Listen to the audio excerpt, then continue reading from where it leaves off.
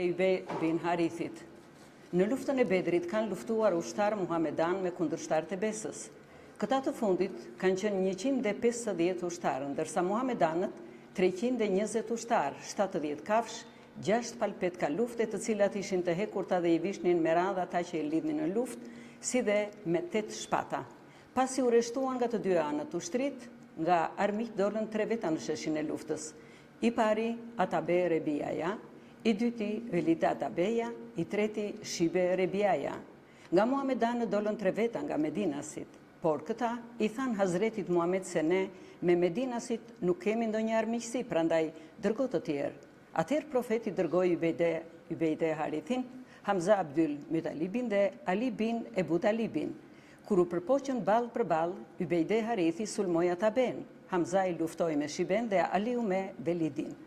Në përpjekjen e parë, Hamza me shpatën e tij të mprejtë Shiben e lanë në vend të vdekur dhe Aliu Velidin, ndërsa Ubejde Harithi plagosi Atabe Rebian dhe ai Ubejden. Ubejdeja i që plagosë rënd dhe Hamza i bashkë me Alin vran Ataben. Pastaj e morën Ubejden dhe e sollën pranë Hazretit Muhamet. Ubejdeja sapo pa fytyrën e bukur të Resulullahut, hapi syt dhe u kthye në vendin e quajtur Ruhade Darul Karar, duke dhënë shpirtin, pas të ndjesë shpëtim për jetë. Në gjalljen e tij Ubejde i ndjer besën e profetit e kishte pëlqyer, prandaj luftoi trimin në udhë të vërtet e shkoi nga kjo botë ra dëshmor për jetë. Rënja dëshmor e të lartit Hamza. Pas luftës së Bedrit, 3000 kundërshtar të armatosur miru nisën për në Medine dhe arritën në vendin që quhej Uhud. Hazreti Muhamet ju doli përpara me 700 refugjat dhe qytetar Medinas. Mali Jajin binte në majtë të Uhudit dhe me qenë se ishte i ndarë më dysh, si till ishte një vend strategjik shumë i volitshëm për luftë. Hazreti Muhamet në atë mal dërgoi Abdullahun me 50 të armatosur me urdhër që të mos lëvizin nga vendi. Si u ndes lufta nga të dy anët, nga krahu i Kurejshi doli në shesh të luftës Telhai dhe ky u vran nga Aliu. Pas Telhai doli i biri i Mshabirit, por edhe këtë e vrau Hamzai, kësaj lufta për muhamedanët vajti mirë dhe kundërshtarët u thyen shumë keq. Në këtë e sipër ushtarët muhamedanë ran pas plaçkitjes. Në këtë veprim e në këtë mënyrë, ata kishin në mbrojtje Malin Ain, lëshuan pozicionet dhe zunë të plaçkitnin, sado që Abdullahu mundua t'i ndalonte. Kur pan ushtarët kundërshtar që ushtria muhamedane braktisi viset strategjike, atëherë e zunë Malin Ain dhe me një përpjekje që bën, Abdullahu bashkë me disa shok i bën dëshmor, dhe kështu kundërsulmuan mbi ushtarët muhamedan duke i thyer keqas. Ushtria muhamedane u nda në 3 pjesë, disa shkuan në drejtim të Medines dhe disa të tjerë në vise të tjera. Vetëm Aliu Seati dhe Telhai betën me Hazretin Muhamet, mjaft të tjerë ran dëshmor. Nga libri Reizatul Ahbab, thuhet se të gjithë ushtarët e lanë vetëm Hazretin Muhamet, por Aliu nuk ju nda. Profeti i tha: "O Ali, pse nuk i ke me shokët?" Aliu i përgjigjet: "Jam një rob me besë, shpirti nuk më ndahet teje derisa të vdes. Të kam dhënë fjalën ty", Aliu i thot, "dhe për ty unë i gjori do të le kokë." Të gjithë armiqtë erdhën dhe i rrethuan, por Hazret Aliu me fuqinë e tij të fortë armiqtë i shpërndau. Pasi shpëtuan, nga i madh i Zot vjen Hazret Xhebraili, i cili thot Hazretit Muhamet: "Shpëtimi yt është nga trimëria e Hazretit Ali."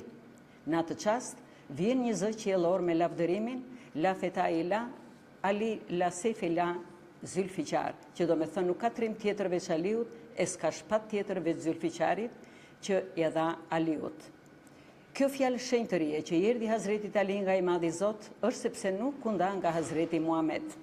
Thuhet se 4 vetë kundërshtar, Ibni Shuhabi, Ibni Kumeja, Ibni Hamiti dhe Ibni Vekasi, me qëllim që të vrasin Hazretin Muhamet e të zhdukin besën muslimane, e sulmuan me armë. Ibni Kumeja e plagosi në dorë, Ibni Shuhabi e plagosi në krah, Ibni Vekasi në buzë e në 4 dhëmbët e parë dhe Ibni Hamiti i hoq me shpatë. Hazreti Muhamet gjeti rastin dhe largohet të futet në një të qartë të malit. Ibni Hamiti pandeu se vrau dhe ju thëriste shokve se Muhamet i vdiq. Djalli ka thirur me një zë aq të fortë sa është dëgjuar në Medine. Kundërshtarët u gëzuan tepër, por të dashurit u helmuan. Pas pak kohë, Hazreti Muhamet zbriti nga mali dhe u bashkua me të dashurit. Në këtë luftë ra dëshmor Hamzai dhe ngjarja se si ka ndodhur është kështu. Mytami ka qenë një arab i pasur i Mekës dhe ka patur një shërbëtor trim që e quanin Vakhshi. Ky i thot një ditë: "O Vakhshi, në luftën e Bedrit më është vrarë Xhaxhai dhe Hazreti Muhammed ka 2 xhaxhallar, Hamzain dhe Abazin. Sikur të vrasësh njërin prej këtyre, unë do të fal gjithë pasurinë." Vakhshiu e mori përsipër që të vrasë Hamzain dhe po priste rastin. Por dhe së shoqes së Sufjanit hindus, në luftën e Bedrit i qevrariati dhe punën e Vakhshiut e mori vesh. Kjo për të marrë gjakun e tatit i premtoi Vakhshiut shumë pasuri e gjë dhe i tha fjalën.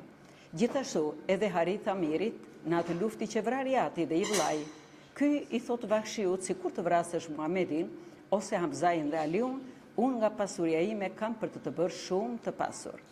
Vakhshiu u thot se unë nuk jam aq i fuqishëm sa të vras Muhamedin, sepse atë e kanë shumë njerëz nën kujdes, ndërsa Hamzai është i fortë. Por sa për Aliun mundem, sepse ai nuk di mirë si bëhet lufta. Kështu Vakhshiu priste rastin dhe ai rasti erdhi në luftën e Uhudit. Atje u ndez lufta e ky u vërsul Aliut, por ju duk një trim kaq i fortë sa tha kështu: "Ashtu si gallofi që nuk e gjuan dot shqiponjën dhe çakalli nuk guxon biluanin." Dhe kështu u largua. Pastaj ju drejtua Hamzait, i cili e kishte zakon të mbante 2 shpata dhe kurdoherë që mësynin armik, ai i shpërndante. Kafshën dhe petkat e luftës i kish lënë më njanë dhe vetë u ndodh këmbësor. I mallkuari Vakhshi gjeti rastin dhe i ra me shpat duke ndara të mëdysh. Hamzai duke thënë fjalën dëshmuese, shpirti i tij fluturoi në parajs, pas të ndjesë se shpëtim për jetë. I dashur i Zotit mbret në këtë jetë nga shpatet e ligut dhe shpirtin për jetë. Në fytyrë të tij u çel dritë e bardhë brenda në parajs, ai është i parë. Disa faqezinj të tjerë i nxorën mëlçin nga barku dhe si duratja shpun hindus. Ajo e mallkuar e ka ngrënë mëlçin e Hamzait dhe ka lavdëruar tepër Vakhshin. Kur u shpërndan ushtarët Muhamedan, Hazreti Fatime me disa gra të tjera ishin duke pritur lajme nga lufta. Një ushtar i lajmëron të gjithë se Muhamedi vdiq. Hazreti Fatime prej këtij lajmi u hidhrua tepër dhe duke shoqëruar me Aishen, me Safien dhe me Hafsan e gra të tjera që dolën nga rruga e Medines, duke qarë u nisën drejt malit të Uhudit. Fatimeja kur thiri me dëshpërim një herë, ka lëvizur dhe shtronditur dhe vetë mali. Me atë të thirur Fatime e mirë gjakara ka spërkatur në malin e ndjerë. Hazreti Fatime, pas i da këtë zë të fort bashkë me shoqet, qëndroi në një vend dhe dërgoi një grua në vendin e luftës për të marrë vesh për Hazretin Muhammed. Kjo grua kur arriti në vendin e luftës, mes dëshmorëve pa të vëllain të vrarë dhe ca më tutje dhe të birin. I biri duke dhënë shpirt i thot: "O nën e dashur, ke merdhur në jetën e fundit, eja më ndihmo." E oma i përgjigjet: "O mëlçi e zemrës time, për ty që të shoh në këtë gjendje zemra më zhuritet, por si të bëj unë e mjera që Hazreti Fatime pret lajmet t'i shpje unë." Në atë çast sheh Hazretin Muhammed që doli nga një çare malit dhe duke ju falur i rëndër këmbë. Trëndafili kopshtit kryetari i shërisë një mijë të mira ju bën njerëzis. Ndriçimi i syve tij e dielli hën atij e kryetar në gjithë këtë dynja. Hazreti Muhammed i thot: "Shkoj jepi si hariqin për mua që jam gjallë dhe thuaj të vi këtu." Gruaja kthehet tek Hazreti Fatime dhe ja tregon ngjarjen. Fatime ja arriti pranë tatit dhe asaj gruas që i dha si hariqin i thot: "Ç'kërkon prej meje që më bëre këtë mundim?" Gruaja besimtare ju përgjigj: "Unë në atë botë dua mbrojtjen tënde për veten dhe për djalin." Dhe Hazreti Muhammed ja pranoi të gjitha lutjet. Pak më vonë, profeti mësoi edhe për Hamzan që era dëshmor. "Ç'është ky lajm i hidhur, o Ali?" i thot, "Mu helmua zemra e tërë në botë." Kur vajtën mbi trupin e dëshmorit Hamza e pan keq të coptuar dhe ka nderdhur lot prej gjaku nga hidhërimi. Hamzain përveç që e kishte xhaxha, por kishte pirgjin edhe nga një nën. Në këtë sipër po vinte Safia e motra e Hamzait. Hazreti Muhammed i thot djalit të saj Zebirit: "Shko ndalo nënën, mos të vi këtu të shoh të vëllan të vrarit coptuar." Zebiri sado që u mundua ta ndaloj, por ajo nuk e dëgjoi. Kishte marrë vesh vdekjen dhe deshi që ta shoh. Kur u afrua nga ana e Zotit, vjen Xhebraili me si hariq duke thënë se në qiell emri i Hamzait u shkruajt kështu: Hamza, luani Zotit dhe i Muhamedit. Thuhet se Hazreti Muhammed bëri falje për 70 dëshmor, por për Hamzan u fal 72 herë. Në librin Nyrili me Harzemi, Thuhet se Imiri Hamza është i dyti dëshmor nga fisi i Hazretit Muhammed. Dëshmor Imam Hyseni është kulmi i të gjithëve. Ka urdhëruar profeti që në Kerbela do të jenë 70 veta që do të bëhen dëshmor me Imam Hysenin. Me që atje nuk do të ketë kush të bëj falje për ta, unë mbi Hamzan u fala 72 herë, një falje për Hamzan dhe të tjerat për ata dëshmor. Me urdhrin e Hazretit Muhammed, Hamza ju varos me gjithë petkat e luftës që i kishte lyra me gjak. Kur u kthye në Medine, nga do dëgjoheshin të qara dhe thirrura për dëshmorët e Uhudit. Vetëm nga pallati Hamzait nuk dëgjohej ndonjë zë, pse nuk kishte njeri. Dihet se djemt që kanë nën, dëgjojnë mallëngjimin e tyre, por jetimëve vetëm u digjet shpirti. Një profet ka pyetur një herë Azrailin, angjëllin që merr shpirtrat, a ke dhimbsuri në shpirt që djeg e bërvelon njerëzit duke ju marrë shpirtin?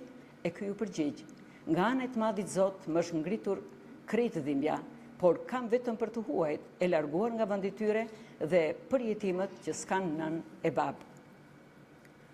Lotët e jetimit të rënkim i të huajt ndriçojnë si val rinë duke qarë dhe pika e lotit po të zerdhen ta dish se ndriçimi do të zerë qiell.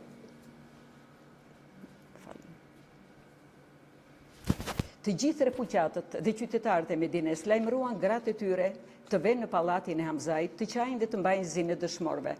O vëllezër besimtar, mendoni një herë për Hazretin Muhammed sa keq u helmua për Hamzain, nga që ishte jetim. Po për Imam Hyseni që nuk do të mbetet njeri pas, kush do të helmojë të mbajë zi? Kurse ata, si të mirë dhe ndërviset huaja do t'japin shpirtin dhe do të bien dëshmor.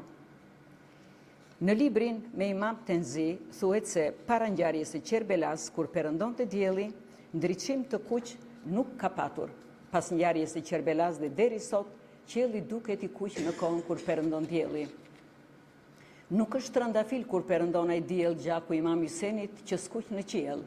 Është shkruar në librin Shefajuddin në Bive se në një mbledhje që kishte Abdul Malik Mevrani një ditë, bënin fjalë për ngjarjen e Kerbelas. Zebiri u ndodh aty kur bisedonin, se atë ditë nuk është parë asnjë pikë gjak të bjerë për dhe. Në librin Ujunir Riza tregohet nga Ali Musa Rizai se fisi Imam Hysenit, kur të bjerë dëshmor, qielli do të spërkat gjak dhe do të zbresë në tokë 100.000 angjëj për ta marrë gjakun e Imam Hysenit. Por nuk do të jepet lejë nga ana e të Madhit Zot dhe ata janë duke qarë e duke qerë faqet. Ajo gjë më madhe që ngjau në Kerbelas mbeti njeri pa qarë për ata në dynja. Qante dhe Xhebraili u bë të pëlcas, qan Ademenuhu brenda në parajs. Rënja dëshmor e Xhafer Tajarit. Nga fisi i Hazretit Muhammed, i treti dëshmor që ka rënë është Xhafer Tajari. Thuhet se Xhaferi me shok kanë vajtur në qarkun e Habeshit, kur këta pranuan besën islame në udhëheqjen e Nexhashiut. Në kohën kur u zaptua fortesa e Hajberit, Xhaferi ka rënë me Hazretin Muhammed dhe e lëvdonte tepër. Thuhet se pas 8 vjetësh që erdhi Hazreti Muhammed në Medine, Xhaferin e dëgjoi dhe pastaj e dërgoi në luftën e Gusanit. Në vendin që quhesh Mentene, u përpoq me ushtrinë armike. Xhaferi ka qenë me 3.000 ushtarë dhe armiq kanë qenë 100.000. Ushtarët e Xhaferit nuk u trembën as pak kur pan tërë ato ushtri armike. Në luftën që u bë ka rënë dëshmor dhe Sejid Harithi. Xhaferi kur sulmoi kundër armiqve në një përpjekje të rrep që bëri, ju plagos kafsha dhe mbeti këmbësor. Duke hequr me shpatë, i pren krahun e djathtë, por ai luftonte me të majtin.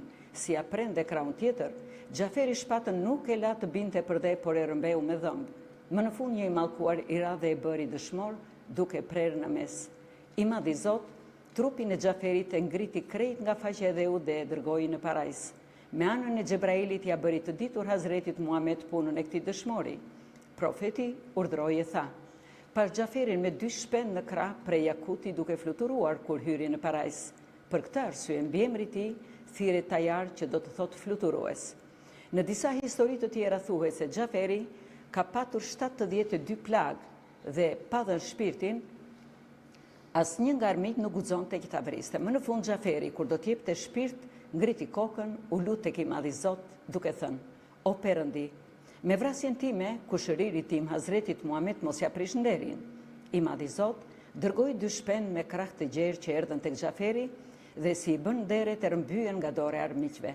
Me fuqi të Zotit, fluturoi me ata duke zbritur në parajs, pas të ndjes e shpëtim për jetë. Abdullah Umeri kur doher që shikte fëmijët e Xhafer Tajarit ju thoshte duke i nderuar, ju jeni bijtë e atij babai që ka dy krah. Nga Imam Hysen dëshmori thuhet që kur ju rrëfye ngjarja e Xhaferit Hazretit Muhammed, ky ka vajtur tek Esma Misheja, e shoqe Xhaferit, dhe i ka thënë që bëj gati fëmijë se do t'i marrë për shëtitje jashtë. Ajo ju përgjigj se fëmia mbetën jetim sepse jati u vra në luftë. Nga Abdullah Xhaferi thuhet se kur Hazreti Muhammed erdhi në shtëpinë tonë përzi, ka qante sa nga syt i dilnin lot prej gjaku dhe bënte lutje kështu: O Zot, Xhaferin e lartëso dhe e dërgon në të mira. Thuhet se Xhaferi ka patur 8 fëmijë, 2 djemtë e tij të mëdhenj dhe Muhammed Asqeriu bashkë me Imam Hysenin kanë rënë dëshmor në Kerbela. Hazreti Muhammed një hidhrim i madh, Hazretin Muhammed një hidhrim madh i ka ngjarë kur i vdiq djali i tij Ibrahimi. Ky i ka jetuar 1 motë e 6 muaj. Për vdekjen e këtij djali profeti ka qante sa dhe Abdurrahman Aufi i tha një ditë që hiq dorë nga kjo e qarë. Profeti ju përgjigj se unë nuk qaj duke vajtuar dhe nuk qirë faqet, por vetëm derdh lot që janë mëshironjës. Në librin Shevahidyn Dybive thuhet se një ditë Hazreti Muhammed në njërin gjuhë ka marrë Imam Hysenin dhe në tjetrin Ibrahimin, duke i përkëdhelur. Po atë çast zbret Hazreti Xhebrail nga ana e të Madhit Zot e i thot: njëri nga këta 2 fëmijë Perëndia do ta marrë nga kjo botë. I dashur i Zotit Muhammed i ndjer në qiell diej s'mbeten asnjëherë. Hazreti Muhammed urdhroi e tha: po të vdes Ibrahimi, hidhrimi është vetëm për mua. Po të vdes Hyseni, hidhrimi është për mua, për Alin dhe për Fatimen. Unë parapëlqej atë hidhrim që është për një njeri se sa për disa veta. E kështu pas 3 ditësh i ka ndruar jetë Ibrahimi. Pas vdekjes të djalit, nga herë merrte Hyseni për dorë dhe i thoshte me dhimbshuri: o djali im i dashur, më mirë është vdekja e mëlçisë së zemrës se sa vdekja me shumë mundime nga të ligjit. Është shkruar në librin Qenzul Garaib se një ditë Imam Hyseni është ndodhur në shtëpinë e Hazretit Muhammed, por mbasi binte shumë shi, pa ndërprer, nuk e lejuan të kthehej në shtëpinë e vet. Hazreti Muhammed me një lutje që bëri shiu u pre dhe Imam Hyseni u nis për të shkuar. Për një pikë shi që të binte mbi Imam Hysenin, nuk bënte durim, por gjithë ato mundime që do t'i bëjnë trupit të tij, si do të bëj durim vallë? Çdo copë dheu dhe qiellit sikur të qajnë deri ditën e fundit, nuk do të vlej asgjë dhe nuk do të jenë të barabarta me mundimet dhe pësimet e Kerbelas. Kapitulli 3: si ka ndruar jetë i madhi i gjithësisë, Hazreti Muhammed. Sa njerëz të ditur me kulturë të lartë që ka patur, por asnjë nuk ka qenë i Zotit të gjej fundin e kësaj jete. Çdo trup që ka ardhur nuk ka qenë ndonjëherë më parë në jetë, ndonse shpirti ka qenë, është dhe mbetet i përhershëm e i përjetshëm. Mos pandej botën të jetë nga herë dhe kjo do të shkoj brenda në skëterë. Për herë i vjen rrotull kësaj hapësire dielli, për nga herë i ri për mbi krye. Por hiq dorë ti nga e shkreta botë, trupi do t'ik e s'do të kesh më kokë. Pa kujto mos qenien trupin e lerë se por shpirti ton, vallë, ku do të bjerë?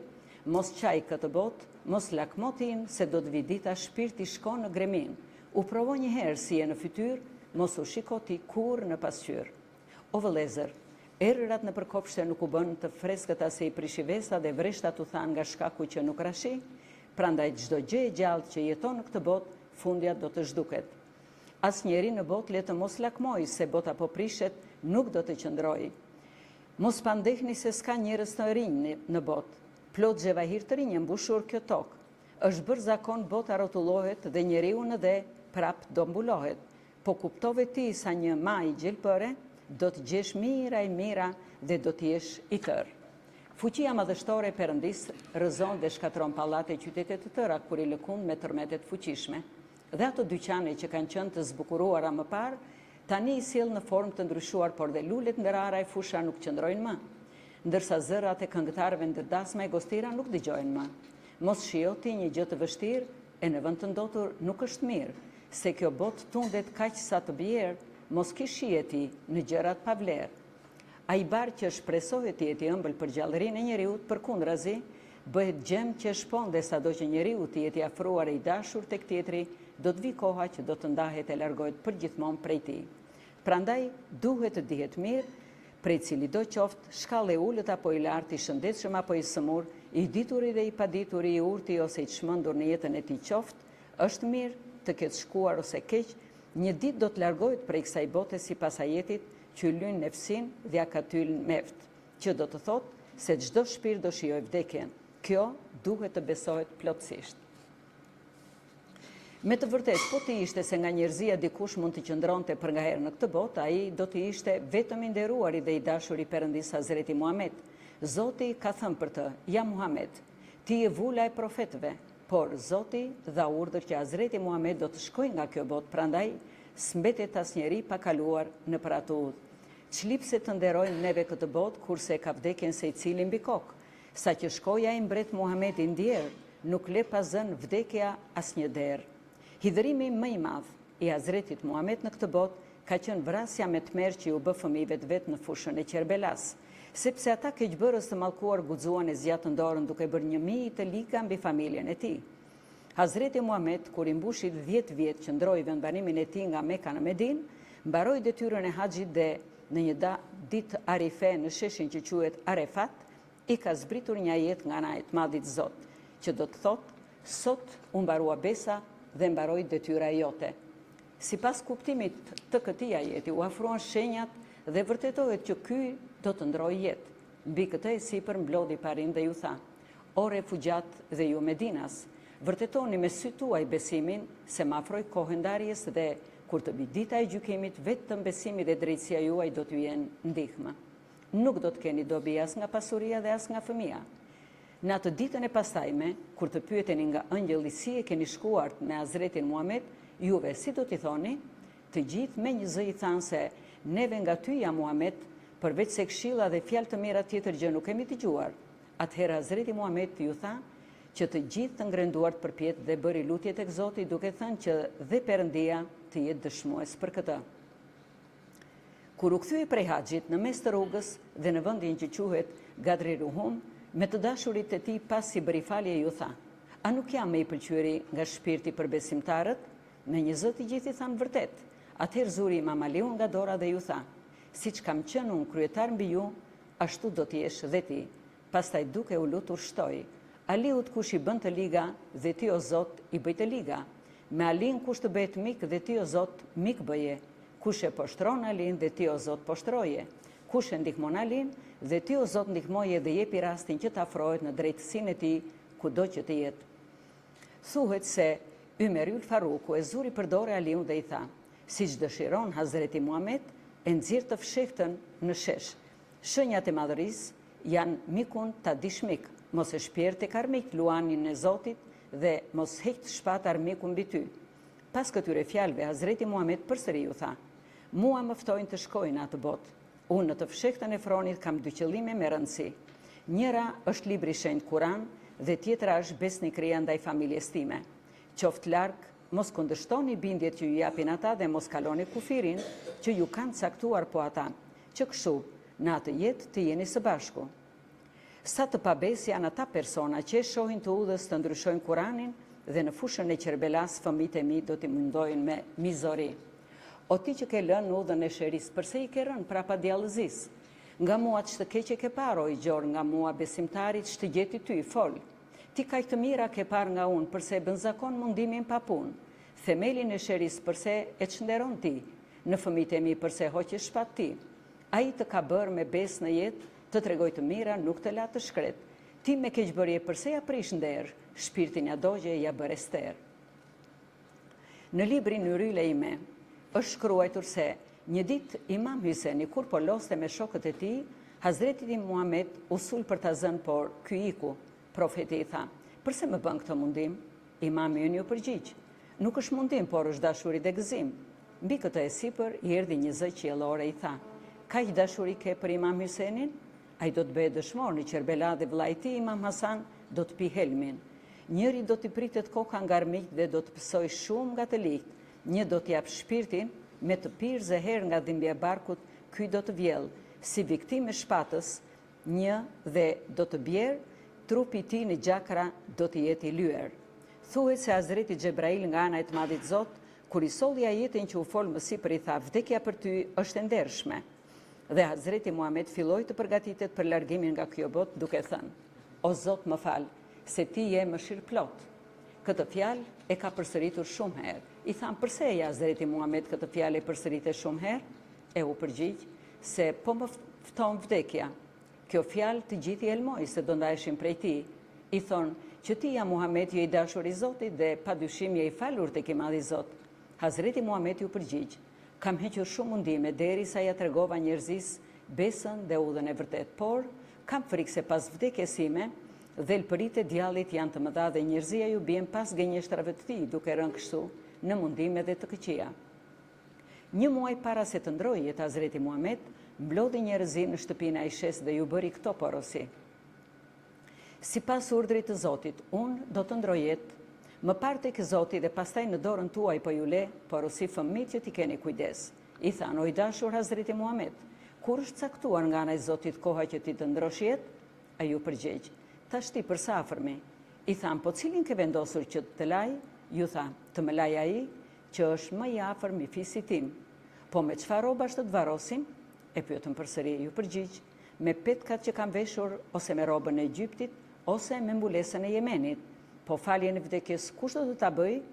Ju përgjigj, juve pasi të bëni këto që ju porosita, më qefinosni dhe më vini në tabut. Më shpini mbi varr e të dilni jashtë. Pastaj do të vijë Xhebraili, Mikaili, Izraili, Israfili dhe gjithë ëngjëjt. Pas atyre të hyni brenda që të gjithë tuf dhe të bëni faljen time. Kur të hyni i pari do të jetë një nga fisi im. I thanë, po brenda në varr kush do të lëshoj? Profeti përsëri ju thot, të jetë një nga fisi im se do të ketë ndihmës edhe një ëngjëll. Pasi mbaroi porosit me ata që mblodhen aty, u përcuall dhe për ata që nuk qenë aty ju tha t'ju bëni të fala. Pra, jo vetëm atyre që janë gjallë, por dhe atyre që do të vinë pas meje në jetë, që do të pranojnë besën time që ju lash, të cilën do ta kenë deri ditën e fundit të fala. Kur bëri Hazreti Muhammed 11 vjet që iku nga Meka në Medinë, më 28 të hënës së seferit, ka vajtur për vizitë në Vareza dhe ka bërë aqfalje sa lutjet e tij arritën kulmin e qiellit. Thuhet se Ebu Hyrarjeja dhe Hazreti Muhammed me gjalljen e tij kishte pëlqyer të sillte në vend urdhrat e Zotit dhe nga lakmia e kësaj bote ishte hequr krejt. Thuhet gjithashtu se ka bërë falje në varezat e Quristanit dhe në dëshmorët e Uhudit. Pastaj u shfaqën dhimbje të forta në kokë dhe pasi lidhi kryet me Shami, erdhi në pallatin Mejmone.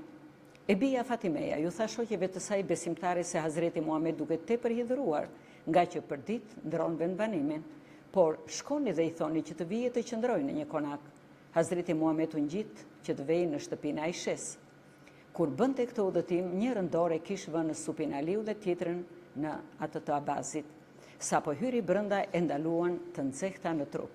Nga Abdullah Mesudiu, thuhet se unë, kur ja pash kyçin e dorës e kishte shumë të nxehtë dhe i thash që kjo sëmundje ka barë shpëtimi, por ai më tha që fryma ime ka arritur në shkallë të fundit dhe çdo njeri që arrin pranë vdekjes do t'i shfaqet një sëmundje që t'i bien mëkatet si fletët prej drurve dhe pikat e shiut. Ebu Sejid Arzemiu thot se në kohën kur profeti ynë ishte i sëmur, unë ndodha pranë tij, përsipër kishte të hedhur rrobat e trasha si kadife. Ju thash se në këtë të nxehtë kishte prej rrobave që i keni hedhur. Hazreti Muhammed më përgjigj me këto fjalë. Profetët ashtu si e kanë shkallën e lartë edhe mundimet e sëmundjet të mëdha të tilla i kanë. Profetët janë më të afërt tek Zoti. Urdhroi Hazreti Muhammed e tha, kjo sëmundje ngjan si me atë helmin që më dhanë në gostin e djalit të Ymil Beranit, sa që me shumë mundime u shërova me barëra. Por këtë herë sëmundja më shtuat sa më tepër, duket se më ka mbetur pak helm prej atij që të më shkaktoj vdekjen. Në librin Ryhyl Ervah tregohet se Imam Hasanit helmimi i ka mbetur trashëgim nga Hazreti Muhammed sepse u helmua nga që preku shpatën me dorë. Edhe Imam Hyseni që u bë dëshmor, shëmbëlleu tatin e tij që u vra në xhamin e Qofes kur po falej. Sa helme ka pirë Hasani në jetë asnjëri s'ka parë të ëmbël sherben. Sa shpat hoq Hysenin në trupin e vet, asnjëri në botë s'ka parë kush në jetë. Në Medinë Imam Hasani nuk ndahej prej gjyshit dhe Imam Hyseni në Irak nuk ndahej prej tatit Imam Aliut. Imam Aliu Sirije kishte zënë kurbetin me vekte kishmar dhe Imam Hysenin, si e solli puna me gjyshin Hasanin me vekte tamar Imam Aliu Hysenin. Në librin Rezvatyl Ahbab është shkruajtur se kur e rëndoi sëmundja tepër Hazretin Muhammed, ka thirrur Hazretin Fatime dhe fshehurazi i tha një fjalë. Nga kjo fjalë Hazreti Fatime filloi të qaj. Pas pak përsëri tha një fjalë tjetër dhe ajo u gëzua. Aisha e pyeti, ç'ka ajo e qartë dhe e gëzuar që bëre ja Fatime? Ajo u përgjigj. Herën e parë më tha babai se Hazreti Xhebrail çdo vit më sillte gjyqjet e fesë nga i Madhi Zot. Vinte vetëm një herë në vit, ndërsa kësaj radhe erdhi 2 herë dhe kjo tregon shenjën e vdekjesime. Nga kjo fjalë zura të qaj. Herën e dytë më tha, mos u helmo dhe mos qaj o bia ime, se ty po të dhuroj 2 të mira. E para ti do t'jesh me pëlqyera në parajs dhe e dyta, nga fëmijë dhe nga fisi im ti do t'jesh e para që do të bashkohesh me mua. Nga këto fjalë u gëzova shumë, pastaj më tha se ti do t'jesh me madhnueshmja në parajs, por në këtë botë do heqesh shumë mundime. Ti vetëm të bësh durim, sikur të mos ishte kjo shpresë që në atë botë mundimi dhe në atë tjetrën gëzimi, Hazreti Muhammed kur nuk do t'i duronte ato dhimbje që i kishte në trup. Thuhet se ndërsa të nxehtat e trupit keqësoheshin çdo ditë më tepër, ai urdhroi e tha: "Merrni 7 shtama me ujë në 7 puse dhe të ma hidhni përsipër." Nga kjo, trupi ju lehtësua tepër dhe u ngrit e shkoi në faltore. Pas faljes së fjalëve që mbajti, bëri lutje për dëshmorët e Uhudit, duke thënë që Medinasit janë të dashurit e mi, lutja qofte edhe për ta. Thuhet për Medinasit se kur morën vesh për sëmundjen që i shtoi Hazretit Muhammed, i vinin rrotull xhamisë të tij. Abazi me Alin ja than Hazretit Muhammed shqetësimin e tyre për sëmundjen dhe i thonin gjithashtu se po të ndronte jetë Hazreti Muhammed, ne si do të bëjmë pa të? Profeti u ngrit përsëri dhe duke u mbështetur pas supit të Imam Aliut e të Abazit, vajti në faltore. Bëri falje me ta, duke u lutur dhe për refugjatët e Medinasit. Nga Fadli i biri i Abazit, thuhet se në kohën kur ishte sëmur Hazreti Muhammed, mëzuri përdore dhe doli nga shtëpia. Në kokë lidhi një sarëk dhe vajti në faltore. Urdhroi Bilalin të thras popullin që të mblidhen për falje se do t'u jap porosit e fundit. U mlodhën të gjithë të dashurit. Si bëri lutje, urdhroi e tha: "O umeti musliman, mua afro vdekja, është e vërtet se nga syt do të ndahemi, por nga zemra jemi të bashkuar. Sikundër unë, që nuk kam për t'ju haruar, ashtu dhe ju nuk mund të më harroni. Asnjë profet nuk e ka pirë sherbetin e përjetshëm që ta pi dhe unë. O popull, unë gjyqjet e fesë ju a thash, punët e mira u amësova dhe vetë rash në pësime dhe në mundime. Sot arriti kohë e fundit që do të ndahemi, kujt i kam ndonjë të drejtë ose borxh, të thot tani që ta shpaguaj kush ndodhet në ndonjë fatkeqësi të bëj lutje tek i Madhi Zot që të gjej shpëtim." Pas këtyre fjalëve, një njeri u ngrit në këmbë dhe tha që unë nga ty ja Hazreti Muhammed kam 3 dirhem për të marrë. Atë çast u ngrit Hazreti Ali dhe e lau borxhin. Pasti ngrihet Aqasheja duke thënë se unë kur kthehesha nga Tebuki, hipur mbi deve, më ke goditur me shkop dhe që prej asaj kohe kam mbetur i hidhëruar. Për këtë dua shpagim. Hazreti Muhammed i tha shpirtit të paftë të mirën, që këtë hak nuk e le për atë dynja, por e kërkove këtu në këtë botë. Çfarë shkopi ka qenë ai që të kam goditur unë? Ka qenë një shkop i drejtë, i thot Aqasheja. Hazreti Muhammed atëherë urdhroi Selmanin të vejë në shtëpi të marrë shkopin ku e kishte lënë. Dhe ky, kur arriti në shtëpi, i thot Fatimes që t'i jap atë shkop, por ajo e pyeti se pse e do. Selmani i tregoi gjithë ngjarjen ashtu siç njau. Pastaj, pasi e dëgjoi Hazreti Fatime, e kuptoi se ky shpërblim do të bëhet me të goditur, ndërsa Hazreti Muhammed ishte i sëmur dhe nuk ishte që në gjendje të duronte të gjitha të goditurat.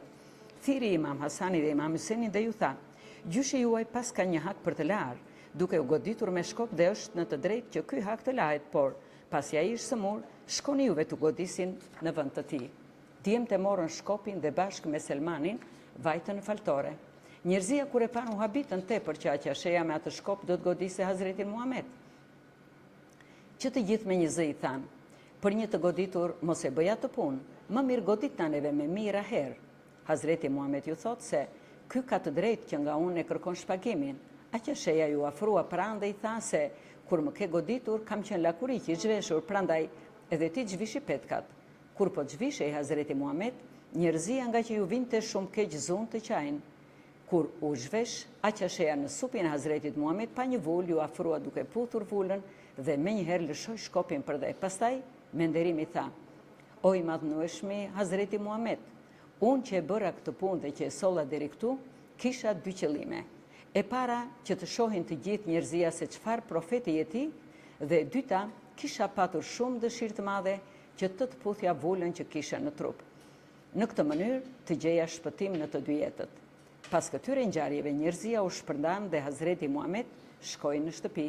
Sëmundja sa vinte i shtoi dita ditës dhe nga fuqia tepër. Dhe kur ishte duke dëgjuar një zë nga qielli, shpirti i tij fluturoi duke shkuar në të mirat e Perëndis. Sa mjerim që është kur s'ke gjë në dorë të ndahet nga trupi ai shpirti gjor, si një shpend me krah shpirti fluturoi brenda në parajs, vajti dhe qëndroi. Në kohën kur do t'jepte shpirtin, nga ana e Zotit erdhi Xhebraili, i dha të fala duke i thënë se nëse dëshiron të mos vdes, detëroj sabota, ose në rast se dëshiron vdekjen, të ketë lehtësira. Pronat e mia janë në këto dy botë, janë këto dy botë, o profeti dashur, ç'kërkon ti, i thot. Për ty rob jam unë, çdo ti këtë herë, ti kam falur ty të qarët e lerë. Hazreti Muhameti tha, o i dashur Xhebrail, dëshira ime është bindësia karshi Zotit dhe dorëzohem me gjithë zemër tek ai. Thuaj se Hazreti Muhamet në tërë jetën e tij vetëm 3 ditët e fundit nuk doli në faltore. Ditën e 4 erdhi Bilali dhe thiri, ja Hazreti Muhamet. Kur e dëgjoi këtë, e ka uruar. Kur thiri herën e dytë i tha, Zoti të pastë për mirë, por kur thiri për të tretën herë, nuk ju përgjigj. Atëherë Bilali e kuptoi se nuk ka shenja gjallërie dhe duke qarë shkoi në faltore duke ju thënë njerëzis se Hazreti Muhamet kaloi nga kjo botë. Ata me hidhërim kanë qarë e kanë vajtuar me ulërima për Hazretin Muhamet. Në atë e sipër, lajmëruan Ebu Beqirin që të kryesonte faljen si zëvendës i Hazretit Muhamet. Kur filloi faljen, nga që ishte në hidhërim e dëshpërim të madh, bëri gabim gjatë faljes sepse filloi të qaj me zë të lartë e pasti të gjithë zunë po të qanin, duke derdhur lot hidhërimi. Sa kaq plakosi një qarë në faltore, sa që ofshama dhe vajtimet dëgjoheshin deri në shtëpinë e Hazretit Muhamet. Profeti kur dëgjoi vajin me zë të lartë, pyeti Hazretin Fatimet ç'është kjo e qarë, e bia ju përgjigj, qaj njerëzia për ty në faltore, se po ndahesh për jetë. Atëherë Hazreti Muhamet, duke u mbështetur në supin e Abazit dhe të Aliut, vajti përsëri në faltore, ku ju bëri faljen e fundit. Në 2 libra të tjera thuhet se Umi Selman, që ka thënë se kur ka qenë i sëmur Hazreti Muhamet jam ndodhur pranë tij dhe e pash me sy kur lëvizte buzët dhe dëgjova që lutej tek Zoti që t'ja falë umetin e ta shpëtoj nga skëtera. Imam Aliu i tha Hazretit Muhamet, pa shëndër se kur kisha veshur petkat e luftës dhe mi hoqën përsëri.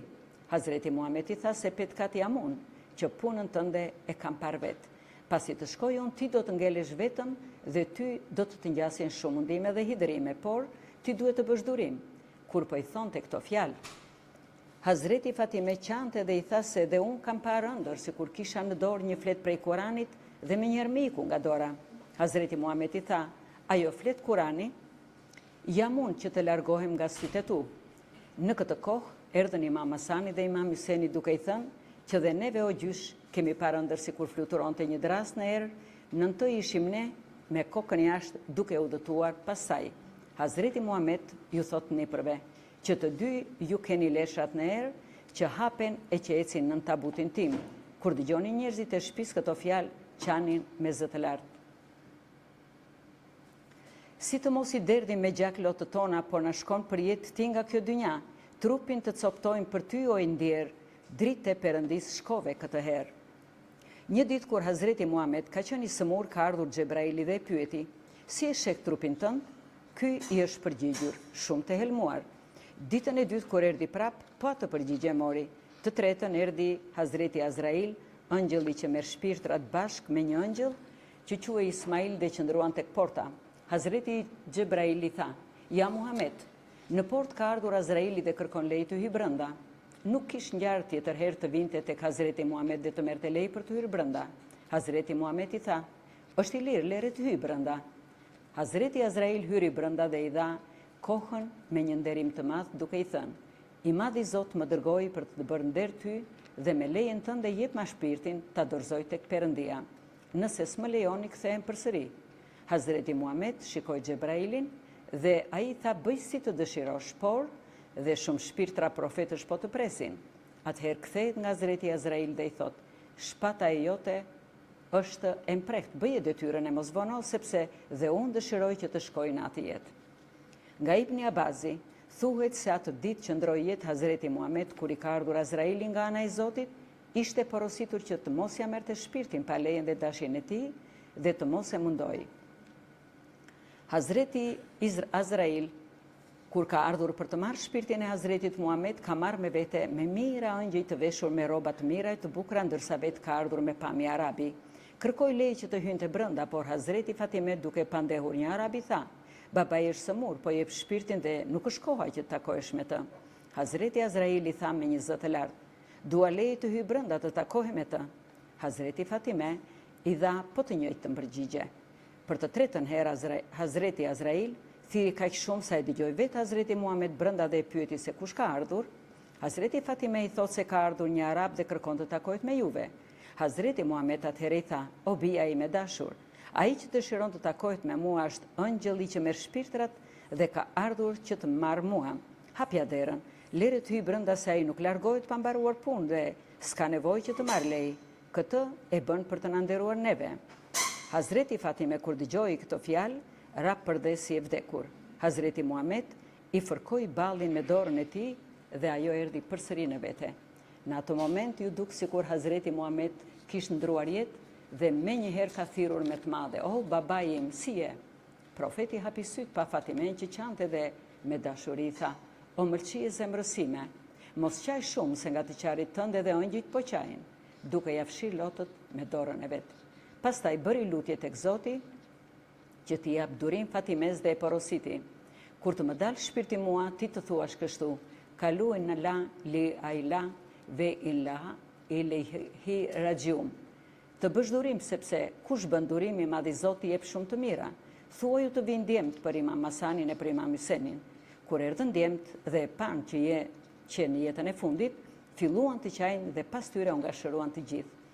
Derdhi lotët nga sytë se unë deri sot shkova, prej të qarit tuaj zemrën shumë e lëndova.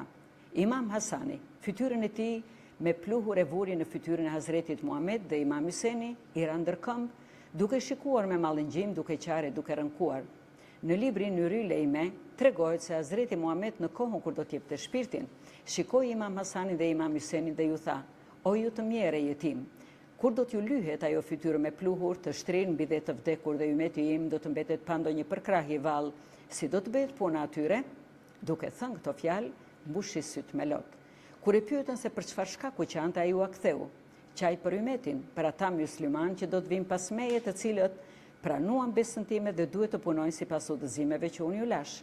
Por kam frikë se mos gabohen pas djallit duke lënë udhëzimet pa I kryer dhe heqin dorë nga besa, kështu që venës këtër." Thuhet se Hazreti Muhammed, para se të ndronte jetë, ka thirrur Imam Aliun duke I dorëzuar amanetet, I ka mësuar atij të fshehtat e 1000 portave dhe nga çdo port janë hapur 1000 dyer. Ëngjëlli që merr shpirtrat, Hazreti Azrail, kur hyri brenda tek Hazreti Muhammed me leje, I tha: "Me urdhrin e të madhit Zot kam ardhur të të marr shpirtin, por si dëshironi ju?" Hazreti Muhammed I tha që para se të më marrësh shpirtin, dua të më mbarosh qëllimin. Azraili I tha se ç'është ky qëllim? "Të lutem, pa ardhur Xhebraili shpirtin mos ma merr." Azraili I tha se si të urdhërosh ti. Mbi këtë si për I madhi Zoti jep urdhër Ridvanit, kryetarit të parajsës, që të zbukuroj parajsën dhe Maliqit, kryetarit të skëterës, ta shuaj zjarrin e skëterës. Gjarpërinjtë e akrepët t'i ngrenë dhe ëngjit e shpirtrat e profetëve me kandila në dorë të dalin përpara e të presin shpirtin e Hazretit Mustafa. Hazreti Xhebraili solli një shami nga parajsat duke I thënë: "O I dashur e I dërguar I Perëndis, unë kam ardhur në shërbimin tuaj që të bëj ashtu si të më urdhroni ju dhe jap si harikin se kanë dalë shpirtrat e gjithë profetëve, ëngjëve, djem me çupa parajse me qiri në duar për të pritur shpirtin tënd. Shpirtra profetësh Hyri e Gilman presin që të vejë Ahmet Mustafan, me urdhër të Zotit parajsa stolisur kryetari Dvani e kish donatisur. Hazreti Muhammed I tha që përveç këtij si hariki tjetër nuk keni. Xhebraili thot që në parajs më parë prej teje dhe ymetin tënd tjetër njeri nuk do të hyjë. E pyet përsëri: "Përveç kësaj tjetër të mirë nuk keni?" I miri Xhebraili përgjigjet: "Nesër në ditën e Kiametit që do të bëhet nga ana e të Madhit Zot, ke të drejtë të lutesh për ymetin tënd dhe të gjitha lutjet janë të pranuara nga ana e Zotit." Hazreti Muhammed tha përsëri: "Përveç kësaj ka ndonjë lajm më të mirë?" Dhe një herë Hazreti Gjebraili tha: "O i dashur i Perëndis dhe më i pëlqyeri i gjithë njerëzis, më thoni ç'kërkoni tjetër?" Hazreti Muhamedi tha: "Unë ja Gjebrail mendjen e kam vetëm tek ymeti im, që pas meje ata të mos gabohen të bëjnë paudhësira, gjëra të liga e mëkate, të dalin nga udha e drejtë dhe nuk i bëjnë pastaj të gjitha udhërzimet e Zotit. Pastaj këta me çtë drejtë do të dalin përpara Zotit, pra ata të mirë kush do të jetë kujdestar?" Gjebraili thot: "Mos ki keqe, mos u helmo se për ata është vetë Zoti kujdestar dhe me lutje që do të bësh ti, Zoti do t'i pranoj dhe do t'i jenë në mbrojtjen tënde. Sado mëkate që kanë bërë Zoti do ju afal." Pas këtyre fjalëve, urdhroi Azrailin që t'ja marrë shpirtin dhe kur po ja merrte shpirtin, Hazreti Muhammed shikonte në qielloren e pallatit duke folur: "O shoku im i mirë dhe i lartë, kështu shpirti i tij fluturoi në jetën e pasosur, pas të ndjesë shpëtim për jetë. Fluturoi tausi shpend i uruar, shkoi tek Perëndia, atje ka qëndruar. Nga kjo botë e shkret shkoi profeti ndjer, u fshe nga sytë tona, vajti ndër të tjerë. Po të ishe mundur që kjo botë rronte, as profeti jon, jo kur nuk do të shkonte." Me të dhënë shpirtin Hazreti Muhammed, Gjebraili atë shpirt e rëmbeu menjëherë dhe e shpuri në vendin më të lartë të parajsës të quajtur Ilijil.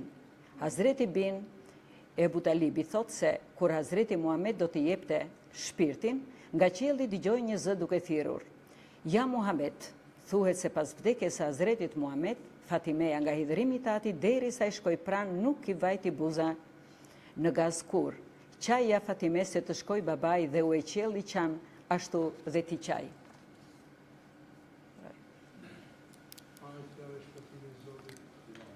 Qoftë i madhësin dhe shokëtia, ma të një zërë